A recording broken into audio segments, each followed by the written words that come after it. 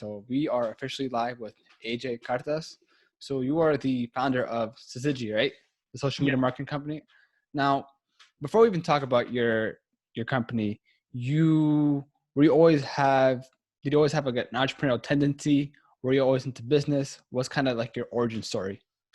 Yeah, I think I did, but I didn't know I did back then. So what I used to do was when I was little, I we used to have these Bible studies at home, and I remember just buying all these candies from Costco with my mom, and then from there I would resell those candies to people that came over.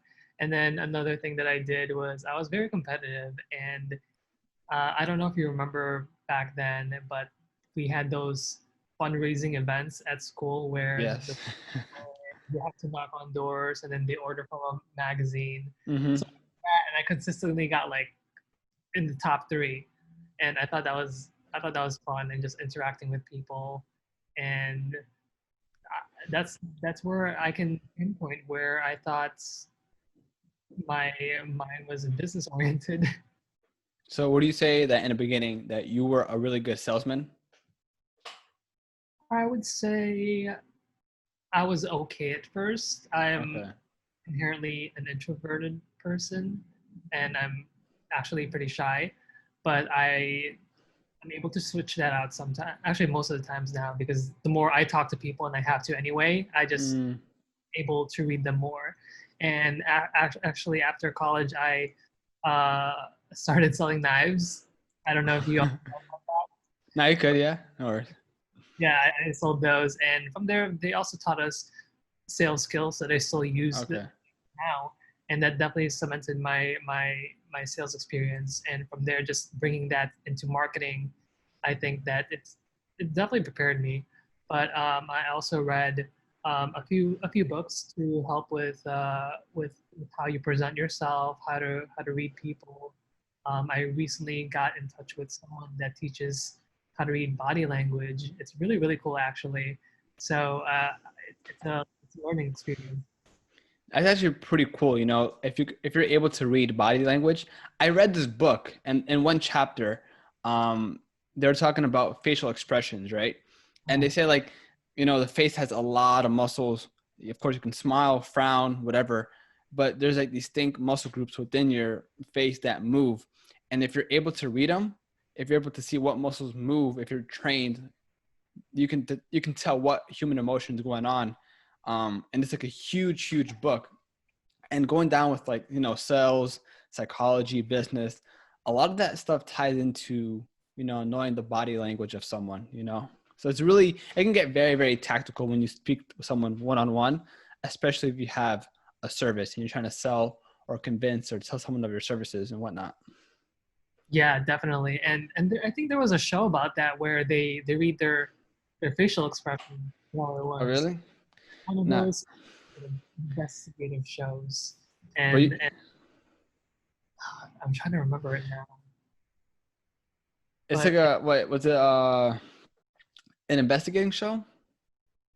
yeah, it's was it called like Lies or Was it some one of those? No, I was gonna say on BBC. No. Okay, I'm not entirely sure, but I think but I know what you mean though. very focused on when they're interrogating people, and they talk about like micro expressions, and it's like 1 second but you can catch it and then just hmm be very interesting. And the guy that I got in contact with, he's the one that pushes out all those analysis for. He was very specific on Donald Trump, and he says like, during this interview he had these expressions, and what does what it means is actually this. So is it interesting? Yeah, I think I saw this from a movie. I'm not gonna get the direct source. I'm not gonna say it's true, but supposedly when you lie, like when you look to your bottom left side, that means like you're lying of I some thought, sort. I don't know. I don't know what, but I mean, I think small things like that, if you're able to catch them and know what it means, it can play a huge difference, not only in business, but I guess if you're a poker player too, and you know, you got to read body language and whatnot. yeah, for sure. Yeah. So you're also you dropped out of college too, right? Yeah.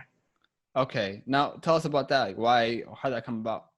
Yeah, so I come from first generation family from the Philippines, and when I graduated high school, my mom said, "You can take college. You know, you can go to college and we'll pay for it, but only if you take nursing, Hmm. or you can do your own thing and we won't pay for it." So of course, I did my own thing, and um, after that, I transferred to a private college, and it was like $20,000 a semester, and I missed like 40% of my school there, my attendance, because during that time when I had a million followers, I was traveling all around the country, going on social media tours. And when I had projects, especially with my marketing professor, communications professor, I was just forwarding emails that I've been working with brands on, and that would be my project. And then the final was to make a YouTube video, and like I did that weekly. So to me, it didn't make sense to spend time and money into something that I was already doing, and that's something that I value is. Hmm. So I Yeah. thought, well, if this is it, then I'll just drop out, take this opportunity to move to San Jose in Silicon Valley, and see where that pans out. Now, did you have a million followers across all the social media platforms that you had, or what? 1 million total on Instagram, and then total on all the platforms it was 1.2. Oh wow. So, okay, what was your first social media platform, and when did you figure out, okay, I got a talent for building an audience, a community, building these pages?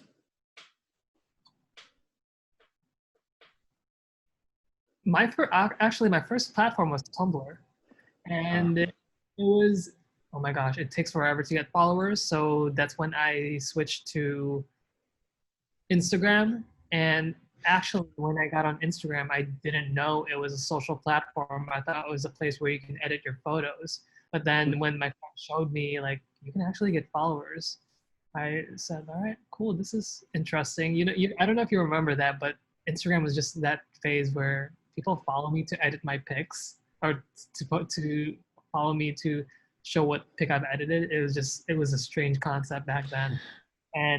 And I had a bet with a friend who can get the most followers back then, and I won with 10,000 followers in a month.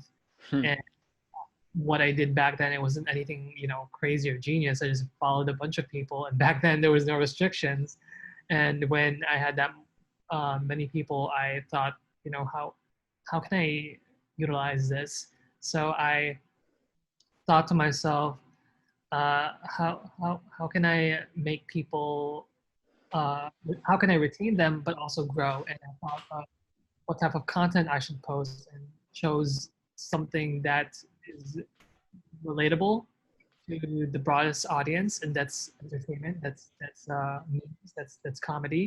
So I started making those, and people thought it was funny. So they just sorry, they started distributing it to 9gag, 4chan, iFunny, and that's where I gained more followers. I would say like 50,000. Like my first 100K, I can remember it being from those channels. Okay. So you had multiple Instagram pages. For example, one would be a meme page, another one would be a theme page, maybe your personal brand, or what? I only had one. Okay. Well, that meme page, and then the other one was just my personal page. Okay. Those were the only two that those are the only two that I had. Hmm. And then from there, I think that was back in 2014 when Instagram was really popping off.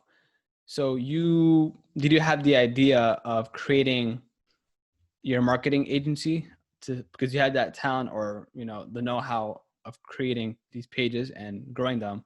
At what point did you kind of decide to start a business around that? Yeah, I would say it didn't come around until 2018, Okay. and it was yeah, wow, it feels like a long time ago, but it isn't. And from when I started, it really does. It really did take a while, because my main concern was when I was in San Jose was to make sure I keep myself afloat. Because when you're an influencer, especially with the high cost of living in San Francisco, Mm, this Bay Area, the income that you make in influencer marketing is it's not solid. There's 1 month where you can make X amount, and the next month you can make 10 times less. So it wasn't something that you could bet on. So I use my Instagram as a way to catapult myself into that social media career, and I landed clients by showing them my social media. And from there, I worked in Series A companies and corporates. I worked at ByteDance and I worked at Com, and that's when I started. That's when I just wanted to be a consultant because I didn't want a 9 to 5 job. Mm-hmm. From there, I started getting more and more clients, and I was always working as a consultant for a couple of years. Okay. It really wasn't until January 2020 when I was getting more clients, and I was like, oh, shoot, I can make a business out of this.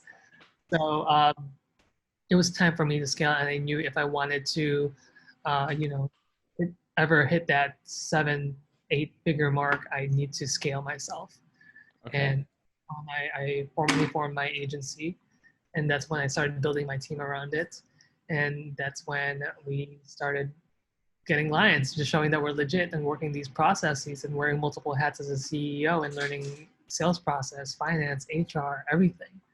So that's where it panned out. So you started by yourself, being a consultant, working for all these, startups, companies, ByteDance, and then you said, okay, I want to scale up, and in order to do that, I need more personnel, I need a team around me, and that's what you did. So just tell us what does your business do exactly? Is it a full, well-rounded agency where you guys literally do everything, build the social media from the ground up, have all these, I don't know, maybe do SEO? What do you focus on primarily?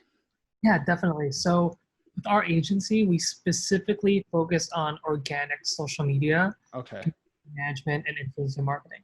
And if you're thinking of an agency, don't start full stack because you would just overwhelm yourself if you don't know. If you're not, it's better to be an expert in in a few things and be average in like 10 other things, Mm-hmm. So with that being said, we're already in the process of building out our paid social team, our team to help with Google ads, Facebook ads, Snapchat ads, because now we're in phase 2. Let's just be a one-stop shop for brands and Mm-hmm. a problem.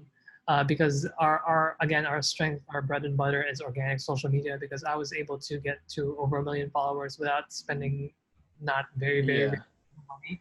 And also a few of my senior social media managers, they have over 100K followers themselves. Mm-hmm. They're also. I like what you said, that it's good to focus on one thing instead of being average on 10 different things, to really specialize on one. But then as you start to scale, of course, you can move on to other things, because if you just focus on Instagram, for example, of course, the organic reach isn't as crazy as it was back then, right? So you do have to implement different strategies. Like you said, influencer marketing, maybe have Google ads to promote, or have that more of a brand exposure.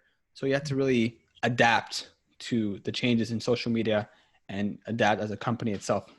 Yeah, exactly. Mm-hmm. So what was your very first hire, and why? Like, I feel for any business, the first hire, pulling that trigger might be the hardest thing, because, you're doing everything by yourself. And I'm assuming that you want to have everything in the eyes or the way you want it to be run. But of course, you can't really directly translate what you're thinking to what that person or your hire does exactly. So you have to kind of lose some leverage in some sort of way, not micromanage the person. But my point is, maybe hiring that very first person is very difficult, not in terms of time, but also in money. Yeah, definitely. And actually, before you make your first hire, you need a few pre-hires, such as you need to have a tax lawyer, you need a financial advisor, you need a bookkeeper, and an accountant.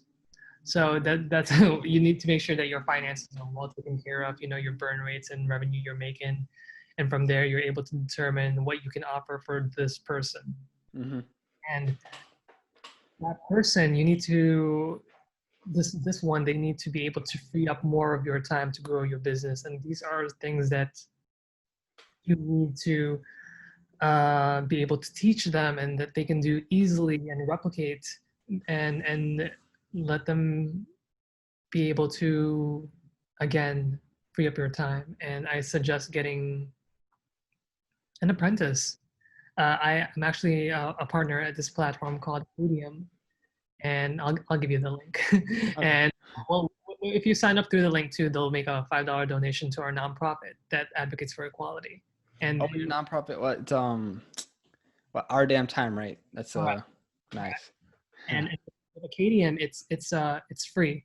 It's you just sign up, complete your profile, and you'll go through this process. They got to make sure that Okay. you're good. And from there, you can take free digital marketing classes. It can be SEO, email, social media, paid social. It's really immersive. And from there, if you're a mentor, if you want to find someone, get an apprentice. Don't hire someone first, because when you hire someone, it takes a few ramp up time to get, to understand. And you hire someone to just spend more time doing that. Mm-hmm. It makes sense. So that's why for us, um, what we do is we have an apprenticeship program at our agency, and what they do is a 3-month program. It's like an internship. It's a Mm-hmm. program. It's 10 hours a week, and for mentors, they can participate there and get one apprentice through that, and it's, I believe, between $200 to $300. So it's pretty Okay. good. You need to have a mentorship mindset, and from there you're able to um, teach them and free up more of your time doing these. And we've seen great successes using that. And from there, you can even hire them after that. We have batches of apprentices of up to 4. We get dozens of applicants every quarter, and we mentor those 4 closely. And we call it an apprenticeship because they're immersed into it. It's not an internship where there has that negative connotation where you just tell them what to do and they'll do it. Here, they actually have to think. We train them on their leadership skills. We train them on their decision-making skills, time management. One is almost we're running one of our own clients and doing these briefing calls with our clients, because we also specifically take in people from underrepresented communities, because there's not a lot of us here in the tech world / social media world, and that's where we want to focus and bring them in. Mm-hmm. And it's been working really great for us, and I highly recommend getting an apprentice and an apprenticeship. And that can be an initial way to start growing your business, and then as you scale, and it does make sense, because after that, um, you can give them an offer. Yeah, They're already I think always having, maybe even like a mentor is very helpful, because, a lot of entrepreneurs nowadays, they read books or they go on YouTube videos and they puzzle things together to find out a specific answer, and, they get the job done eventually. But once you have a mentor, they have that one-on-one interaction and they learn much quicker. That's why so Mhm. many entrepreneurs, they really do recommend having that person to really be there for them, teach them everything, and learn at an accelerated rate. Exactly. Mhm. No. So you said after you get your bookkeepers, all like the pre-hires. Now, was your first hire someone that you knew physically? Because you mentioned that everyone that you're working with is remote. Yeah. So actually, most of my team I've never met in person. Crazy. But my first hire was also helping me with content creation and social media, and it was okay.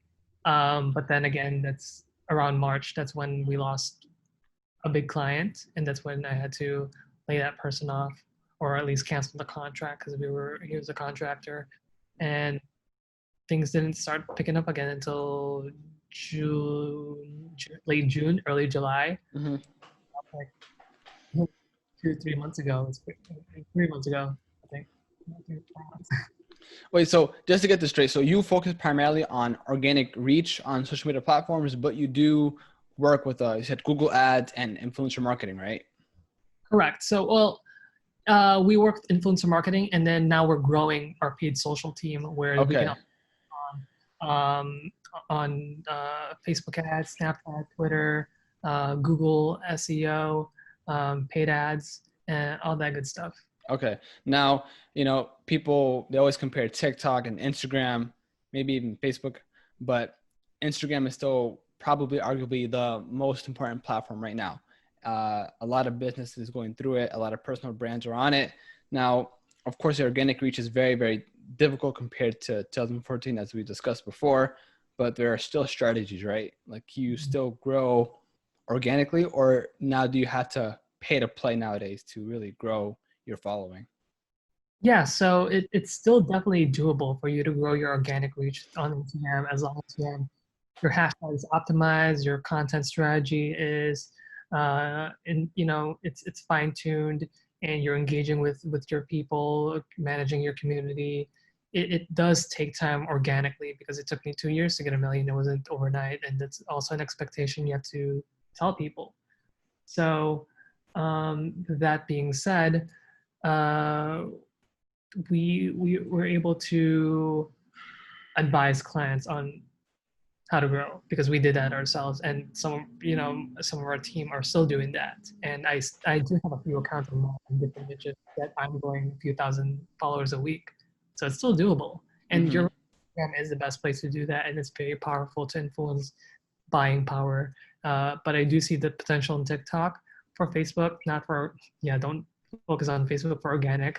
But what I do is I create content for Instagram and then just Mm-hmm. put Facebook just to have something, especially if you're running paid ads, because if people click on your profile, they want to know more and they want to see why they should choose you, why they should Yeah. purchase. Okay. So once say you get a new client, right? Mhm. Depending on, doesn't matter what industry, and they want to grow their social media following on Instagram. Now, how do you kind of approach the strategy or implement the strategy for that brand to grow organically?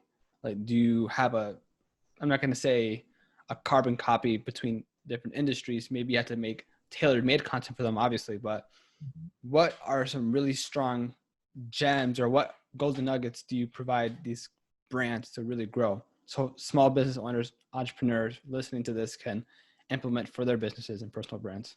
Yeah, so the strategy that we have laid down, it's transferable. The industries that we're working in was in trucking, was in insurance, it's in tech, it's in software, it's in beauty, and it's in politics.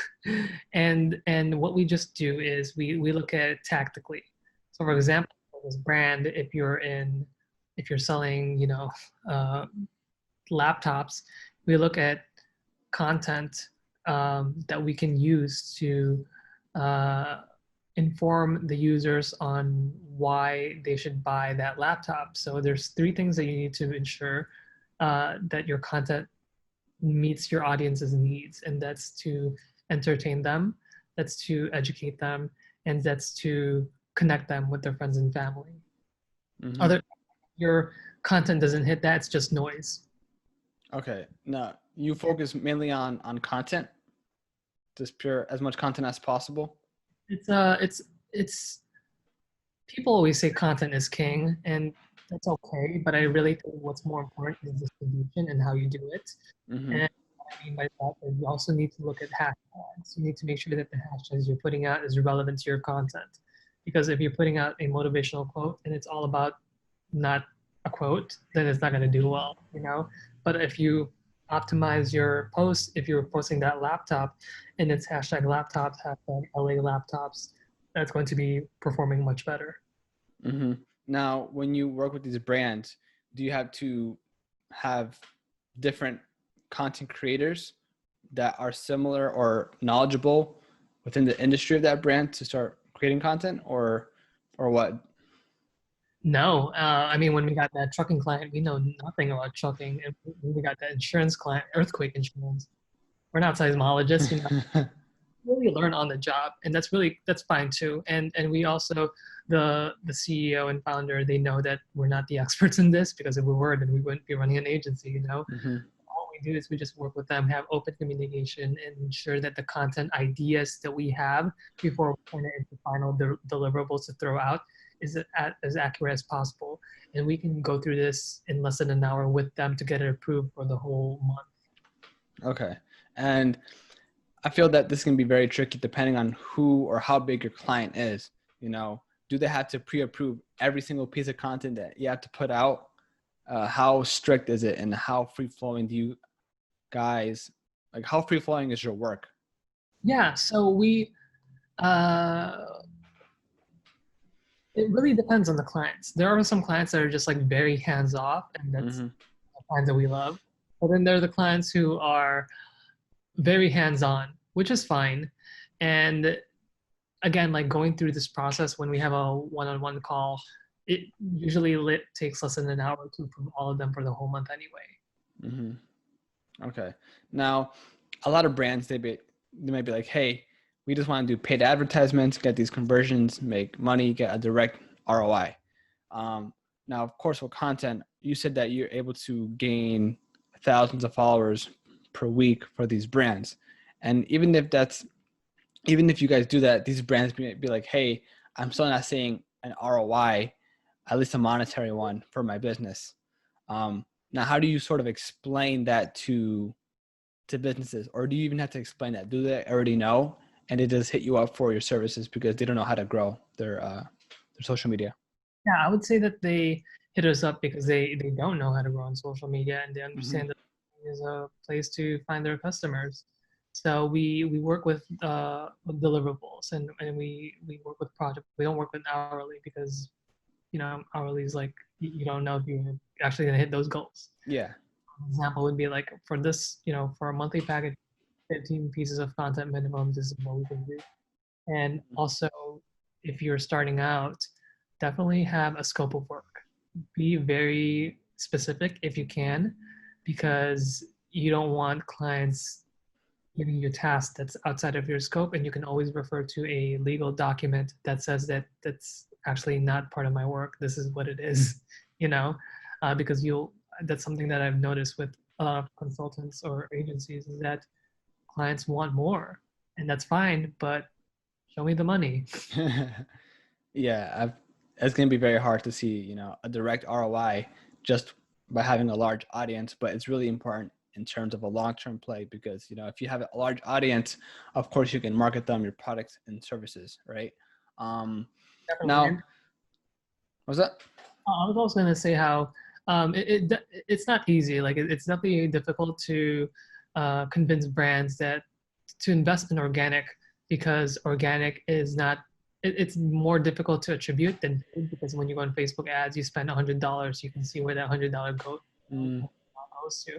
But when we start posting content regularly and we increase followers and they click and they get downloads, it's not something that you can 100% attribute to organic yeah. because also a time where maybe they'll think of you at the right time when it applies to them and then actually download the app or purchase something from you. And Hmm. that's hard to organic. Now, say you're working with I don't know, a cosmetics company, right? And they want to have organic content and you're working with them. How does your block diagram kind of look like? So for example, you talk to the owner, you talk to the marketer within that team, and they're like, hey, we want to convey this message, for 10, 20 posts or whatever it is. So you have that message, you create the content around that. First of all, you have to have the creative for that. That's one process. The other process is the copy, the hashtag, and I guess the minute tactics of what time to post it. Now, what sort of golden nuggets can you give us about about the creative? How important is the copy? And how difficult is it to find the right hashtags to get more exposure in each of your posts? Yeah, definitely. So let's start with the creative first.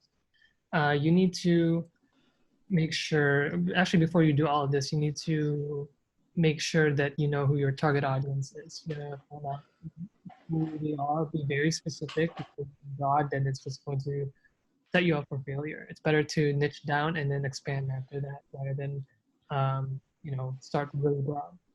In regards to creative, you have to be very focused on it being very visually appealing. And I think a lot of people do, and actually a lot of designers do, is they try to do too much. But it's, and Instagram, sometimes, actually most of the time, simpler is better. And what our formula is, if you're creating something that's I mean, it should be visually focused anyway. Is it needs to be appealing, and then from there you use copy, which we segue into your second part. We use copy to inform and educate or entertain, Mm-hmm. and it doesn't need to have everything all in one in the imagery. You know, when you create an image, for example, like you don't want to put the person's name, their title, what they do, where they're from, their age, because you can do that in the caption. You're just going to make sure that they're looking good, you know? Mm-hmm. From that with the hashtags, you got to make sure that, again, you can have hashtag sets. You can have sets of hashtags, meaning that if depending on your content pillars, for example, this one's going to be for user generated content. This one's going to be for press. This one's going to be for your selfies. This one's going to be for educational. Your hashtag sets need to be relevant and hyper relevant into, or have hyperlocation hashtags into your posts. So, for example, if you have, for example, our earthquake insurance client, they're only located in California. So what does that tell me? Let's use hashtags that are California based, not, Mm-hmm. for example, hashtag Chicago, because it's not relevant. And if we do get followers, they're not relevant because they can't purchase our product. So from there, those are things that you can consider when you're building out your copy, such as who is the target audience, where are they, what do they like, where are they located. Okay. I think what I really got from that was you have to know who your target audience is and niche down, because really knowing your target audience, you can be very, very broad. And of course, you can get followers, but those followers might not be the people that you want exactly. But if you get the followers that you are looking for, then you can do something with that, you know, either engaging with them, selling a product or a service, etc. So I think if you really niche down in this, you know, there's so many people on social media nowadays, I think you do have to focus on, you know, whatever your business is primarily known for, right? Right. Mm-hmm. Now, in terms of the service for your business, for your marketing agency, how does it work? Are they, hey, like we want to have 10,000 followers by the end of the month, you know, wrap it up, you have a contract and that's it? How does that go? When do you guys kind of stop working with them? Yeah, so right now all of our clients, thank goodness, are ongoing and they understand how organic is. Mm-hmm. It does take time, but I think our metrics are engagement and the type of Okay. content pushing out, and we use organic as a way to guide their paid social, because if this Okay. type of content is already resonating with your followers who are also your target audience, then let's use this and target your lookalike audiences on paid social too. Mm-hmm. They're able to uh, push out um, the organic content that we create and really see the value. Yeah. So when you guys have a lot of engagement on your posts, say for the insurance company in California for earthquakes, and because like you said, you guys don't have any knowledge in that space, say you have a bunch of engagement, a lot of comments on all your posts. Now, who's responsible for engaging in those comments? It would be the apprentice that's Okay. assigned, and they would respond back with pre-approved comments, or of course comments that's relevant and using common sense, nothing, nothing bad. Yeah. Okay. And that's how we usually have that workflow. Mm-hmm. Now, how big is your team right now? In our Slack, we have 27 people. 27. Wow. Okay. So how many years have you been in business? And your first year, how many employees did you have?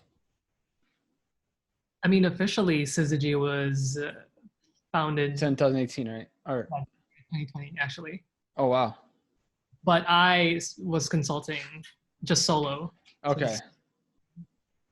Okay. So you use your initial capital from your consulting services, and then you kind of wrapped it up in an actual brand business, right? So how do you even manage 27 people on your Slack? It's actually not that bad. We all have expectations, and I don't micromanage them as long as we're able to have goals.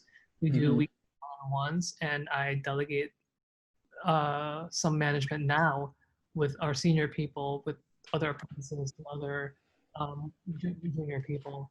Okay. and a weekly all hands meeting. I Mhm. think communication is key. And we use Trello as our project management platform, so we know exactly when it's due, who is responsible for who, and where we are in the process. And we actually just got a project manager to ensure that we are able to hit our deadlines and ensure that we know what we need to do and what we need from the clients. And she was actually an apprentice, but as we got more clients, we're like, all right, there's so many things that's going on in my mind. I have Mhm. I have all these clients. I have the nonprofit. I have my podcast. I have my own personal brand that I had to do. So she's there to just make sure that we're all good. Yeah. Talking about your other projects, your nonprofit, your podcast, personal brand, how do you allocate your time between all that and your marketing agency? Yeah. So a life hack that I have is on my calendar, I structure every hour that I have. So I know Really? exactly Throughout the what to whole do, week? yeah, throughout the whole week. And I mean, a lot of it is recurring, so don't expect me Okay. or have to do it.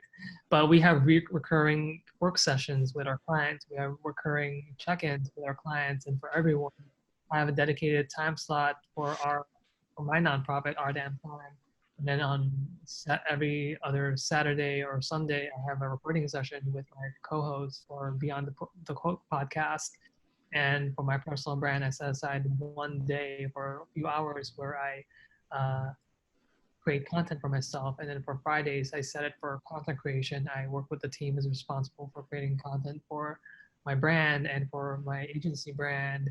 And yeah, I've been delegating more, and I think Hmm. that's actually the scariest thing as a Okay. business, because you trust yourself 100% and you know you can do it well this way, but sometimes it's time to let go with the smaller things, and that's what I've been doing with them. The best thing you can do is screenshot it, tell your partners like, hey, this is actually how it should be, even if this doesn't happen again. Hmm. And then that's it, because we all Now, now with all that work, um, do you sometimes feel burnout, or are you really happy in your process? You're an operator and you just love the hustle, you love the grind, you like working every hour, and you just enjoy the process so you don't feel too tired. oh yeah, I honestly got burnt out the first month because I was like taking 12 meetings a day. And to like calm myself down, because having that structure and expecting what I'm going to be doing that one definitely helped. And I have times where I block it off for myself, or spending time with my partner, Hmm. when to actually have it down there too. And that's, when to answer messages. Like I have those things in mind. Like I think self-care is such a very, very important thing that you should have. Definitely take care of yourself. And I would say like what keeps me going, what keeps me, getting up in the morning, is because of my life mission of amplifying underrepresented communities. And what I mean by that is, me being first generation, person of color, LGBT, college dropout. When you go to Silicon Valley, like, I don't think you'll find someone that looks like me or someone that comes from my community. And we're so underrepresented and underestimated how I wanted to be that bridge and amplify others to get into that world. That's why we Hmm. have profit, and that's why we have the agency. And like, we're a minority led agency where majority of us are, first generation LGBT, Hmm. half are women. Even Yeah. my partners for our damn time, they're all women except me and person of color and first generation. So that's who I am. And Syzygy, my agency, what I see, it fuels our nonprofit. And Yeah. it's a 501(c)(4), meaning we can get involved politically and support political candidates, because if we want long-lasting change, we need to support those candidates who can enact progressive policies, because that is what will create those changes that we need to ensure that everyone has an equal chance of life. So you want to be kind of like not leader, but you want to really put a foot and demonstrate to everyone, to your community, minorities, that it can be done. You can run a business, and if you can do it, anyone can do it, no matter what circumstance you're in. If someone else has done it, you can do it as well. And you kind of want to motivate everyone, that sort of message, right?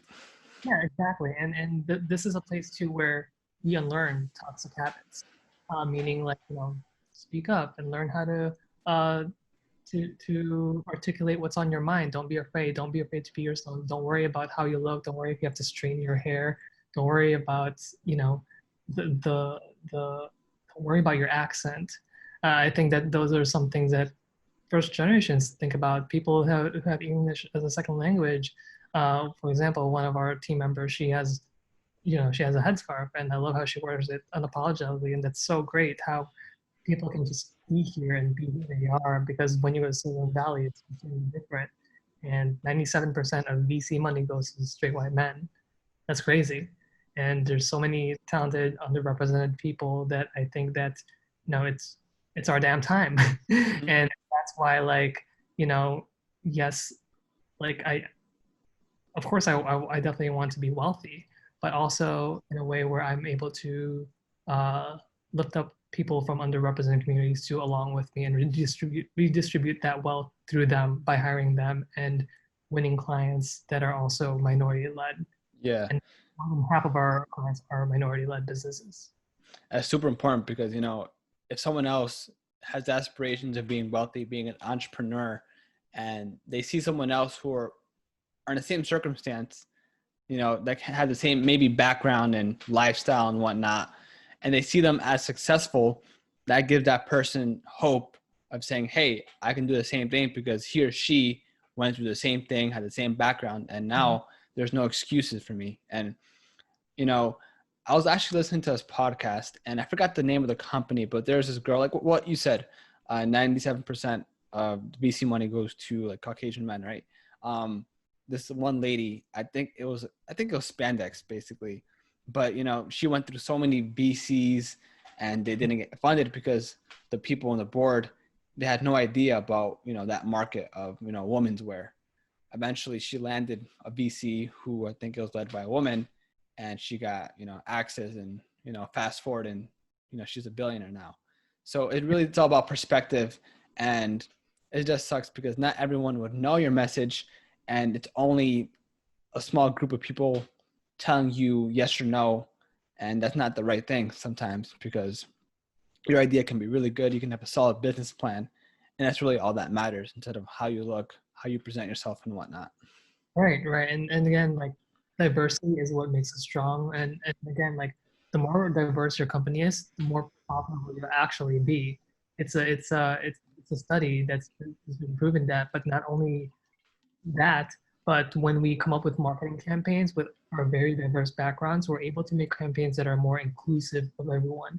And when you make Mm-hmm. it campaigns, that's when people are able to relate to your product or your brand or your service, and that's where they will most likely purchase it. So Yeah. and also like uh, the reason why we have our podcast beyond the quote is from there we all interpret quotes differently, and even if we read a quote right now, I think you're going to have it different. You would interpret it differently than I would, Mm-hmm. and the reason why is because of our collective experience and challenges that we've accumulated over the years. That's what led to that interpretation, and that's why I'm not a huge fan of, you know, saying I'm a huge Steve Jobs fan, Elon Musk, and Gary Vaynerchuk, because they're all straight white men, and the challenges and solutions that they give you is irrelevant if you're first generation person of color, woman, LGBT, because the challenges that we face is completely different from theirs, and it's something that they won't experience, you know. Mm-hmm. And for example, like if you can think of 5 entrepreneurs right now who are black or who are women or who are LGBT, can you name some? And that's where I want to be. Where if I say that again in like 10 years, you'll know who they are. And a few that I can mention is Arlen Hamilton, Don Dixon, Pierre Laguerre. People don't know who they are, and they should. It's all about showing that message and, you know, giving hope to everyone else. Have you guys done any events? I mean, I don't know as of lately because of the whole COVID thing. I know in California it's really difficult; everything's closed down. But do you guys have some sort of events or any plans of having events for your nonprofit? Eventually, yes. When everything is safe and when everything is, it's still everything is virtual right now, and it's crazy because even political campaigns were affected. Uh, Mm, from canvassing field teams to digital canvassing and to be online phone banking. And yes, when everything's up and running. I'd love to have events for Art and Time, have benefit concerts because our board of director was off of The Voice. She's an incredibly good singer, and I'd love for her to like be more involved and be part of a concert that does have a cause. So yes, it's in the future.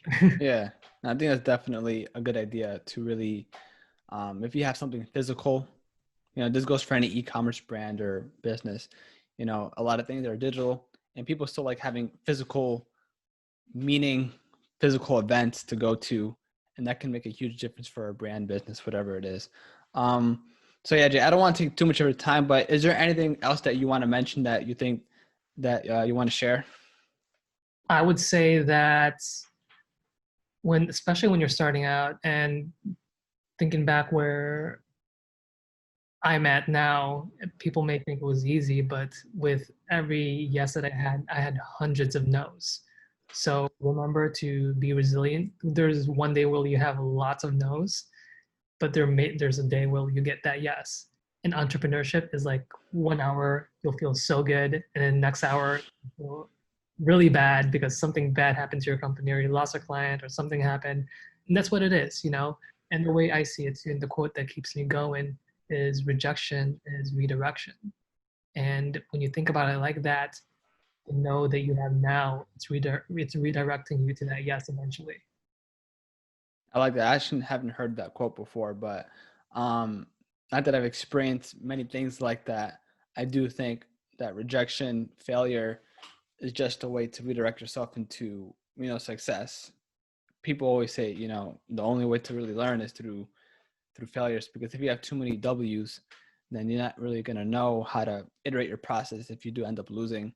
And as long as you're really optimistic and you have grit and continue doing things, I feel that you're going to go far, especially if you think long term.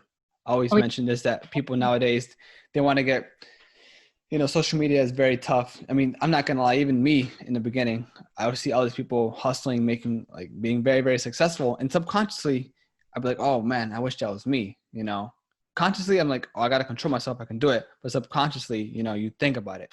And I think a lot of people have that problem where, like, oh, they have social anxiety because they want to reach that level, and maybe they want to rush things way too quickly to get success. And that's not always the case unless you're very lucky with entrepreneurship. definitely. And you're right on instant gratification. We've just been used to that. But also remember, social media is a scrapbook of achievements. People don't failures. And that's why I wrote my book, Startups and Downs, is I talk about my vulnerabilities. It took me 4 years to publish it, but like 1 month, 2 months to write, because I didn't want people to see my failures. And I talk about being fired. I talk about being laid off. I talk about how I got 1 million followers. I talk about financial tips. I talk about things that we weren't taught in school, such as taxes and emotional intelligence. And those are things that we need and should be equipped with. Mm-hmm. And also on top of that is that with, like you said there, when I think that instead of seeing people, seeing their successes, seeing how they are now with their private planes and luxury cars, luxury goods, what I'm more interested in actually is the challenges that those people faced, because how they face those challenges define who they are now. Mm-hmm. So when you wrote your book, do you feel less vulnerable because you already laid it all out there and there's nothing, you already said everything, you can't hide from anything because you laid it out there. Whereas if you're too scared, or, I mean, it's okay to feel afraid to share those things and maybe someone can expose you, but since you already laid it out there, there's nothing that you can hide from. You're very transparent with yourself and you feel more at ease. Right, right. And that's one of our core values with our agency too, just like living life transparently and Mm-hmm. transparent. And like we don't talk about things that should be talked about because it's taboo, such as, getting fired. So I talk, Yes. if that happens to you, like that's okay because it does happen more often than you think. And from there, like how can you get from there? And I tell them how to apply for your employee department, how to get unemployment insurance, all that stuff, because I had to go through that once. And I think it's like sometimes that role is not for you. Sometimes that company didn't train you right. There's a lot of it. And I think learning from that, picking yourself up, that's what's more interesting to me. And just me like getting all of that, I've had messages from people saying like, this helped me out so much because I was also in that situation, or like, this is very helpful because I never thought about it like that this way. So as long Mm-hmm. as I help a few people, then that's totally fine. And again, like the way I see life too, and the way you should see life too, is not, no one's your competitor. Your only competitor is yourself, you know, Yeah. and to be able to just have genuine relationships and friendships with people. And I think what's the best form of friendship is when you're able to both grow and learn from each other. And I'm pretty sure you know at least one person that just asks you for things when they need something, and that's, those are the type of people you want to stay away from, and just stick with people who you can grow with. And it's similar with how I grew to 1 million followers. There was a group of us that were once at 100K, and then we all grew to 1 million together. But again, completely different, but also applicable to how you find your friends and who you surround yourself with. For sure. And going back to the point where, you know, you can be really successful and you can compare yourself with others, but then once you reach that level of where you want to be, you know, you're still going to compare yourself. Say like you're a millionaire and you're happy. Well, then again, you can be not happy because you're going to compare yourself with other millionaires. And then once you become, you know, multimillionaire, you can compare yourself again with multimillionaires, and you're not going to be happy. So you're never going to win unless you stick true to yourself and find your true happiness, as cheesy as it sounds, you know? Okay, like yeah, like you said, stay in your lane, focus Yeah. on yourself, and that's why like you see millionaires, you see all these successful people lonely because they have no purpose, they have no one to celebrate their wealth with in a way that they can, you know, in a way that they actually have. So just having that purpose, because we're not, I mean, I don't think we're meant to go to school for what, 25 years, then work 50 years, have a family in between here and there, retire, and that's it, die. Like if you think about it that way, like it's kind of weird to me at least. I Yeah. think we all have some form of purpose in what mission that we have, because I have a unique story, you have a unique story, the person listening to this, you've experienced things that no one has ever had. And how can you use that to uplift those people behind you, in front of you, next to you? I think it's all about sharing those experiences because you never know who's listening, who's watching, and they can relate one way or another. So AJ, I don't want to take too much of your time. So if people want to find you, find your agency, your nonprofit, even your book, where can they check that out? Yeah, just find me on Instagram like you did. My Instagram is aj.cartas, CART as in Tom, AS. And then my book, my podcast, nonprofit, it's all in my bio. But my book is Startups and Downs. My nonprofit is Our Damn Time, and my podcast is Beyond the Quote. Awesome. So all that all in the show notes so people can click and check it out. And yeah, AJ, I really do appreciate you being here on the podcast. Yeah, yeah, definitely. Thank you for having me. For sure, bro. So take care, right? Have a good one. Bye.